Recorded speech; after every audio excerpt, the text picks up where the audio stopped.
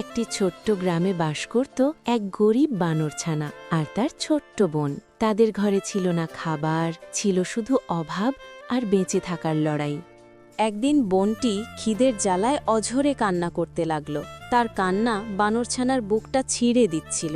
খাবারের আশায় বানরছানাটি গ্রামের বাড়ি বাড়ি ঘুরে বেড়াল, কিন্তু মানুষগুলো বলল, দূর হও, এখানে কিছু নেই। হতাশ চোখে সে ফিরে আসছিল। হঠাৎ দেখতে পেল একটি কলা বাগান। গাছে ঝুলছে পাকা হলুদ কলা। বোনের কান্না মনে পড়ে গেল তার।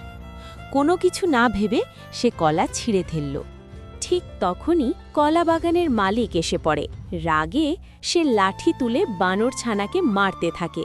ব্যথায় আর অপমানে সে কাঁদতে থাকে। রক্তাক্ত শরীর নিয়ে সে কাঁদতে কাঁদতে ফিরে আসে বোনের কাছে। বোন তাকে জড়িয়ে ধরে কাঁদে। সেই রাতেই বানরছানাটি মনে মনে শপথ করে, আর চুরি নয়, আমি নিজের পরিশ্রমে ফল ফলাবো। পরদিন সে একটি কলার চারা লাগায়, প্রতিদিন পানি দেয়, আগাছা পরিষ্কার করে, যত্ন করে।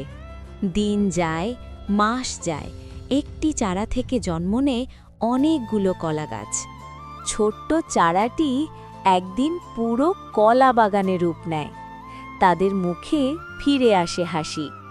আজ তারা আর ক্ষুধার্ত নয়, নিজেদের পরিশ্রমেই তারা বেঁচে আছে। কষ্ট যত বড়ই হোক, সৎ পরিশ্রম আর ধৈর্য একদিন ঠিকই ফল দেয়।